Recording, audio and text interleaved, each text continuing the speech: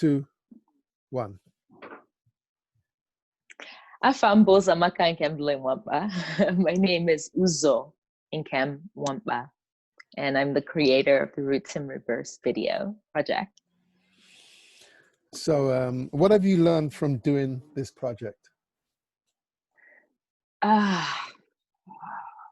learned that the more I tell my story, the more I create, the more unravels.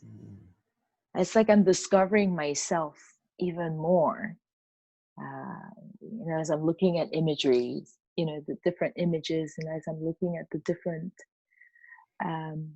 like what's available to represent the story, it's triggering memory for me. And it's, sort of like, yeah, it's very healing, actually, to be in a creative space like this and using this platform, right? Creativity to heal something that sits heavy, And when do you think the question in this project about the continental Africa and the African American, when do you think this question started for you personally?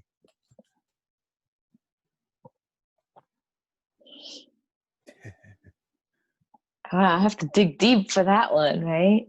I think it's been like a gradual thing.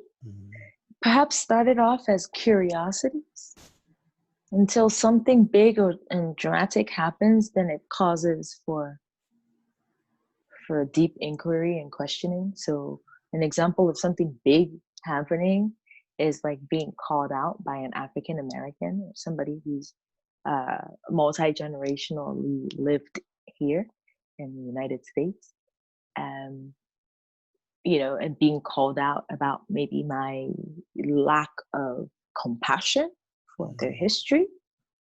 And so there's like this, oh wait, I thought we were in solidarity as co-Black people. No, we're not in solidarity. Oh, so what I said was awful. Oh, I'm sorry, right? Like, so until those things happen, I don't really know. It's like a mere curiosity. And then I begin to ask questions, when people are bold enough to say, wait a minute, I want to question what you just said or did, And I've had that happen to me multiple times. I've been in the US for over 20 years, right? So over that time span, there've been times when I've been questioned, which then forces me to question the differences, the similarities, right? And do you understand why you're being questioned, or is it still something to you that doesn't make any sense? It definitely makes sense. It makes all the sense in the world. It took me being here for a long time to understand the Black experience. So when I came here, I didn't know that I was Black, and then I became conscious of my Blackness. And then now I'm slowly going into my consciousness around Africanness, right? This is something that I'm exploring with this project. It's like, what is this African consciousness? But I feel like being on this land, it forces you to come into that. So I don't know if that answered your question. That absolutely answers the question. Yeah. And has your idea of Blackness changed in any way through this project, or has it actually confirmed what you thought? This project has literally shaken everything up for me. It's like, just when I thought I knew, it's like, no, Zoe, you don't know. I think with this project, specifically the Onyosi Fellowship, which is what has funded and inspired this whole process, being in that space with other African descendants, discussing these relationships helped me recognize what I'm calling or terming my African privilege. I didn't quite sit in it to understand the power of it, right? What can I do? What good can I do with my African privilege? Because all I kept hearing was all the ways in which I abused it or misused it. Hold on, You hold know, on. I have to come in here. African privilege. You have to explain a little more as to what that means. I see. okay.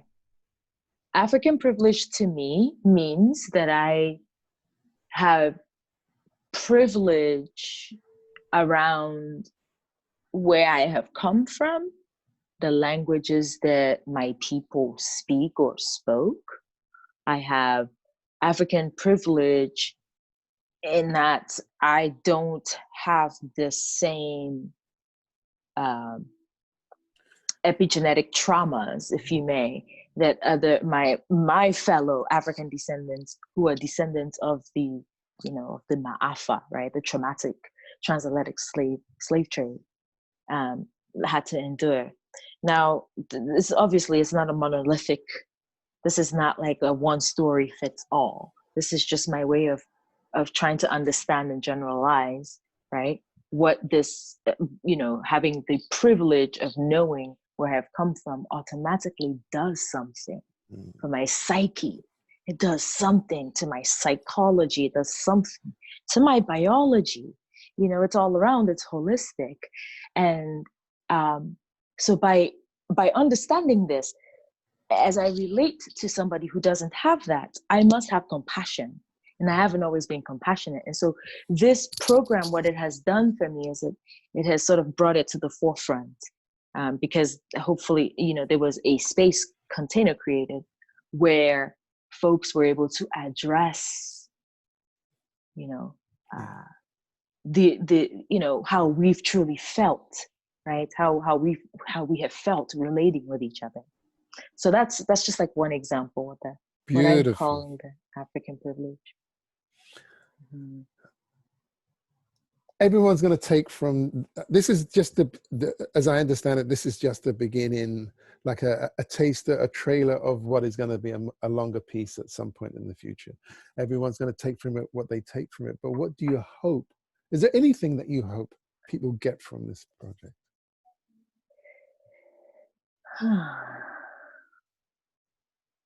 The people that I'm speaking to are the people who have this African privilege.